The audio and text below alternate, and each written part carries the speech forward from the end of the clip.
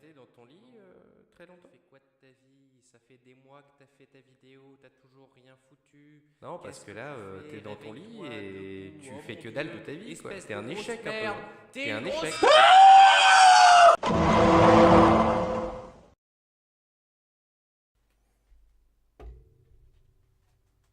Salut, c'est moi. J'ai 3 mois de retard. J'ai 3 mois de retard. J'ai 3 mois de retard, mais il y a un changement. De 1, j'ai enfin trouvé le nom. Parce que Cléminfo, c'était un nom provisoire. Et je me suis dit, faut trouver un nouveau nom. J'ai remarqué qu'il y avait certains trucs qui se répétaient. C'est sale. Il y avait une sorte d'habitude C'est sale. qui venait. C'est des infos pas drôles là, hein. On est dans le sale. Cléminfo. Du sale. Et donc du coup, je m'appelle Salinfo. Voilà. Avant d'entamer le vif du sujet, j'aimerais revenir très rapidement sur ma première vidéo. Parce que j'ai donné une certaine impression d'être quelqu'un qui était très pro LGBT, TQQIAAP. Mais moi, je suis plus quelqu'un de pro LGBT et de TQQIAAP. Je suis pas à fond. Je suis quelqu'un qui est vraiment pour la défense des droits de la communauté gay. C'est important qu'ils aient leurs droits. Mais les combats psychologiques d'identité du genre, ça m'insupporte.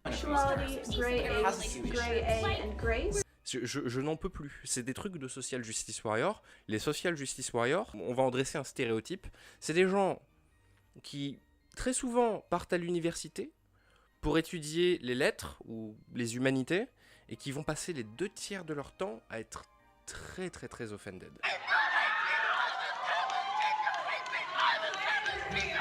On va utiliser beaucoup de vocabulaire anglais pour ça, parce que ça leur appartient. Hein. Donc c'est des gens qui vont utiliser des mots comme triggered. Take a shower, I'm triggered. I get in the car, I'm triggered. Mon favori, ça reste bien entitled, qu'on peut pas vraiment retrouver en français. L'entitled, c'est quelque chose qui est très proche de privilégié, et ils utilisent entitled en permanence. Donc voilà, pour faire en bref, si tu arrêtes d'écouter ton interlocuteur, tu fais déjà de la merde. Les gens qui n'écoutent pas les autres, c'est pourri, c'est nul. Arrêtez d'être des gros fils de pute, arrêtez d'être des gros bolos, et puis écoutez-vous un peu. Voilà. Donc, première info.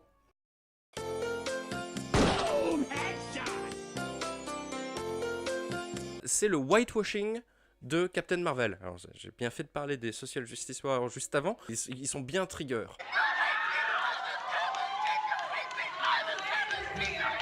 Le whitewashing de Captain Marvel. Ça c'est une grande histoire. Who's Captain Marvel? I have no idea what I'm talking about. Spike Valentine a lancé une pétition sur Kertu, The Petition Site, pour demander à ce que Captain Marvel soit joué par une femme de couleur homosexuelle et pas par Brie Larson. Dans la description, on peut lire que l'ennemi, c'est l'homme blanc qui gère Disney, donc l'homme blanc, hein, un concept général, et Brie Larson, tout en précisant qu'elle devrait être honorée de laisser sa place, puisque c'est une alliée de la justice sociale, une alliée des Social Justice Warriors. Oh, sale histoire. Le youtubeur Eric July a fait une vidéo sur le sujet, c'est un spécialiste du monde de Marvel, et il rentre en détail par rapport aux personnages et compagnie, et pourquoi c'est une injustice pour lui. Il n'y a pas d'histoire de pétition avec lui, mais il l'explique très bien. Je vous invite à la regarder d'ailleurs, elle est très bien. Ensuite, il a ces termes qui me plaisent pas, envers la communauté blanche, donc déjà je trouve ça raciste. Mais je suis pas ici pour faire du détail. On va faire du détail. C'est marrant parce qu'en français ça fait un peu Rambo, mais les Anglais ils disent Monica Rambeau. Rambo. Monica Rambeau. Rambo. Ils sont cons ces Américains. C'est vrai qu'on pourrait vraiment regretter le portrait qui a été fait de Monica Rambeau parce que c'est insultant en fait. C'est insultant d'enlever toute l'histoire qui a fait qu'elle devenait Captain America. Son père était un agent de police et l'a inspiré énormément, l'a influencé pour devenir Captain America. Ça a été complètement substrait, ça a été enlevé de l'histoire et ils ont relégué Monica Rambeau à un stéréotype. Mais il semble que la plupart des signants de la pétition, ils se pourvoient un petit peu dans l'idée que Brie Larson aurait volé le rôle d'une femme d'origine afro-américaine. Et donc du coup, je suis revenu un petit peu sur le film, sur son Wikipédia, et je me suis dit, mais non, mais le film est bien à propos de Carol Handlers. Disney et Studio Marvel sont libres à leur guise d'utiliser leur propriété intellectuelle, ok? Là, que les choses soient claires. Cette pétition, c'est de la merde. C'est de la merde. Ça sert à rien, ok? Hein? Arrêtez vos conneries. Par contre, le portrait qui a été fait de Monica Rambeau, là, je suis d'accord. Là, il y a un truc qui va pas. En attendant une pétition pour que Brie Larson soit remplacée par une actrice de couleur noire transsexuelle, je sais pas. Pétition pour qu'elle soit remplacée. Rajoutez. Pourquoi est-ce que c'est si important pour vous? I want. Non, on va l'écrire en français. Je souhaite que Captain Marvel soit joué avec un E par une brique queer qui s'identifie comme une patate.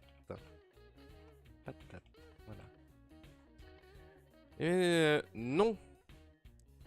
Display my name, rien à branler. Hop. Sign now. Voilà. On va rajouter une signature de plus. Info numéro 2.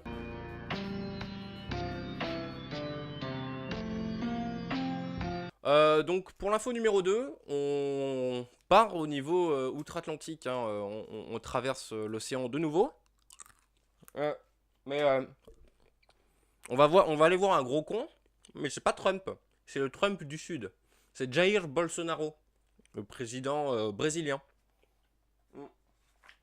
Donc, ouais, peut-être pas dû manger un chewing-gum pendant que je fais ma vidéo. J'ai envie de fumer en fait. Jair Bolsonaro, c'est un peu le plus grand fils de pute du côté lusophone de la planète. Hein. Lusophone, c'est les pays qui parlent portugais. Angola, Brésil, Portugal, Macao. Il est raciste, sexiste, homophobe, meurtrier. Petit exemple, en 97, il a dit « Il est honteux que la cavalerie brésilienne n'ait pas été aussi efficace que les Américains, qui, eux, ont réussi à exterminer les populations indigènes. » Ou bien...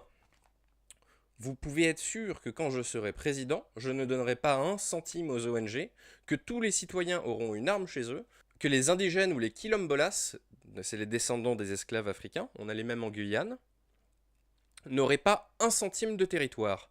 Ça, c'était en 2017. C'est pas le genre de type qui va changer d'avis. C'est pas un problème de pas changer d'avis quand t'es pas un gros con. Je veux dire, c'est pas un drame. Mais quand t'es une ordure de ce gabarit-là, c'est pas tout. Il a aussi un côté très poétique. Exemple. Je ne vais même pas vous violer, vous êtes bien trop laide. Ça c'est dégueulasse. Hein. Ça, c'est bien dégueulasse.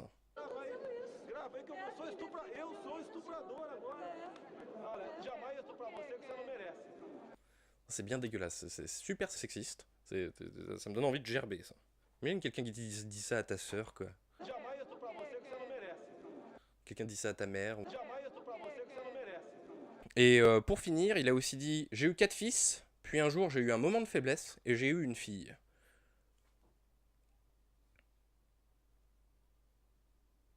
J'ai pas envie d'aller au Brésil. Bon alors, maintenant que tout le monde est au courant de qui on parle, et de quel genre de personne c'est, c'est plutôt normal qu'il soit inquiet de la nouvelle. Il tire la sonnette d'alarme. Selon lui, trop d'hommes perdent leur pénis. Il est ridicule et triste qu'au Brésil, nous ayons 1000 amputations de pénis à cause de manque d'eau et de savon. Ah oui, il rajoute, nous devons aller au fond des choses. En fait, là, il se projette. Sa puissance, elle est dans son chibre. Donc, il projette sa fragilité dans la perte des pénis de ses citoyens. Il est mal. Il est mal. Son peuple qui perd leur bite. Il est pas bien. Ah, bref, ok. Un autre truc, donc non, c'est tout. Info numéro 3.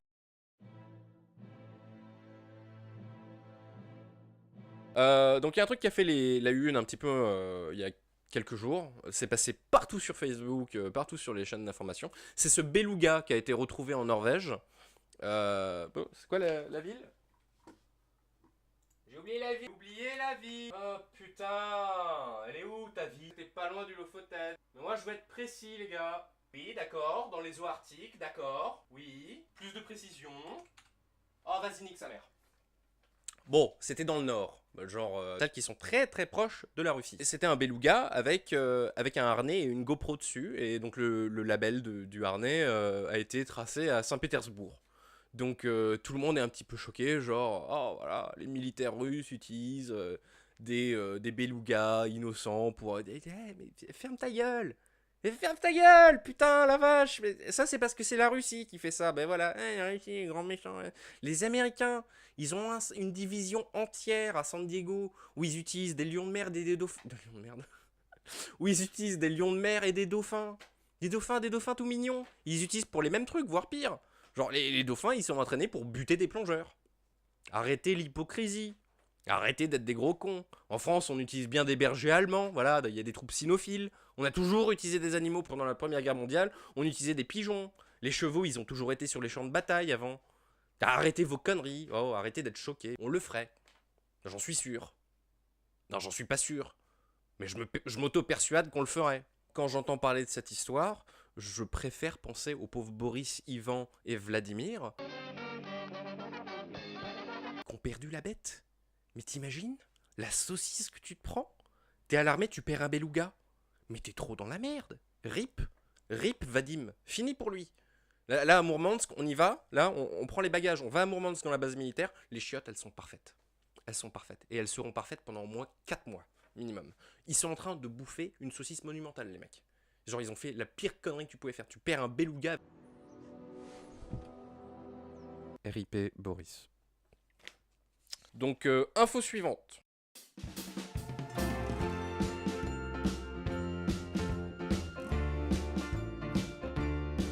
Donc on peut pas faire un épisode de Sale Info sans parler d'une nouvelle connerie des anti-vaxxeurs.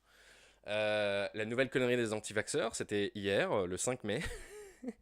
Donc il y a un bateau de croisière qui s'est fait mettre en quarantaine à Sainte-Lucie, dans les Caraïbes.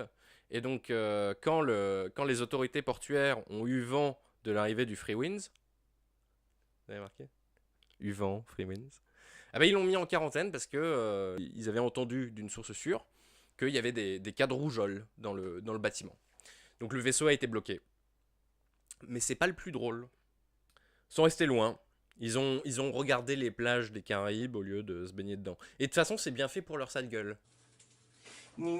Clément, t'es pas gentil de dire que t'es bien fait pour leur gueule. Ils sont peut-être pas tous non vaccinés, hein. C'est vraiment débile. Oui, les parents sont vaccinés. Mais pas les enfants. Non, pas tous, c'est une généralité, t'es un débile, tu généralises. Ah mais si, c'est tous des gros cons. Et ça je le sais parce que en fait, le Free Winds, c'est le bâtiment de croisière des scientologues. Tu généralises, Clément, c'est pas bien. Et ça appartient à l'église de scientologie. Et donc du coup, en fait, c'est le navire où chaque scientologue peut se dévouer entièrement à sa pratique religieuse en compagnie exclusive de personnes partageant sa foi et sa dévotion. Et les scientologues, ils sont contre la vaccination. Mais ça, c'est fantastique. C'est absolument fantastique parce qu'on parle déjà d'un sale sujet que j'adore, donc les anti-vaxxeurs, c'est des gros cons. Et ça me permet de segouer complètement dans la scientologie, qui est un sujet dont j'avais envie de parler depuis longtemps. Parce que c'est des débiles, ils sont tarés, ils sont complètement fous. Je vais vous faire un petit cours de scientologie, mais avant, il faut que je me protège. Hein, donc, hop. Je vais récupérer ça. Ah. Ça, c'est pour éviter que ça m'éclabousse dans les yeux. C'est vraiment de la merde. J'ai pas envie de... C'est super toxique. Donc, cours de scientologie. Oh, putain la vache. C'est la 3e fois que je le lis, mais donc, la création... les croyances de L. Ron Hubbard, créateur de la scientologie. Donc, la création fondamentale. Xenu, aussi appelé Xemu, était le président de la Confédération Galactique, qui comprenait 76 planètes. Jusqu'à là, tout va bien, on est dans la science-fiction, hein. C'est pas pire que Star Wars. Après 20 millions d'années d'existence, les planètes luttaient avec la surpopulation. Craignant d'être renversé, Xenu a rassemblé son peuple et les a cryogénisés pour capturer leur âme. Tétans. Donc les âmes s'appellent des tétans, hein, on garde ça en tête. Et les transporter sur Terre, connus sous le nom de Tigiak. This planet was called Tigiak. Tu peux pas l'inventer, ce genre de conneries. Pour les éliminer. Donc il voulait envoyer voilà, des milliards de personnes sur Terre, Tigiak, pour les éliminer. Il les a jetés dans des volcans pour les détruire dans une série d'explosions nucléaires, tuant la majeure partie et envoyant leurs tétans, les âmes, dans l'atmosphère. Xenu récupéra les âmes et inséra les mensonges et les concepts de religion du monde. Une fois la sale besogne accomplie, Xenu fut emprisonné et la Terre devient une prison pour la Confédération. J'en peux plus. Non, je m'arrête là. Donc la Terre est une prison pour la Confédération Galactique. Ok. Oh. Je sais même plus quoi dire. Il n'y a pas grand chose à dire. Voilà. Donc la croisière de Freewinds s'est fait coq-bloc à Sainte-Lucie. Et elle est partie à Curaçao pour aller infecter les populations locales avec la rougeole. C'est l'histoire. Ça y est, ça va. Voilà. Des feuilles de papier partout. Donc maintenant, je vais rentrer dans un rythme un peu plus soutenu. C'est-à-dire qu'on va avoir un format court qui va venir toutes les semaines, de manière hebdomadaire. Entre... On est quel jour? Je suis perdu, je fais plus rien de ma vie. Hein, on est lundi. On est lundi. Allez, tous les mardis, mercredis. Donc on va rentrer dans un format court qui va arriver tous les mardis, mercredis. Et sinon, je travaille pour faire un format un peu plus long. Des épisodes un peu plus intéressants. Un épisode qui va arriver très prochainement, dont je parle depuis janvier. Et qui me tient très très à cœur. Et ça, je vais le bombarder parce que je vous invite vraiment à le regarder. Je pense que ça va être drôle et qu'il faut le regarder. Donc je vous retrouve la semaine prochaine, et ma foi, à très bientôt.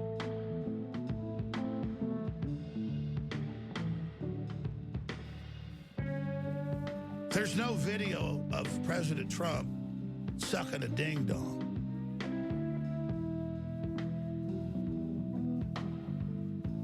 I never sucked any ding-dongs, but I'll tell you, if they were going to blackmail me to start World War III about one, I'd say, hey, I sucked a golf ball through a freaking garden hose.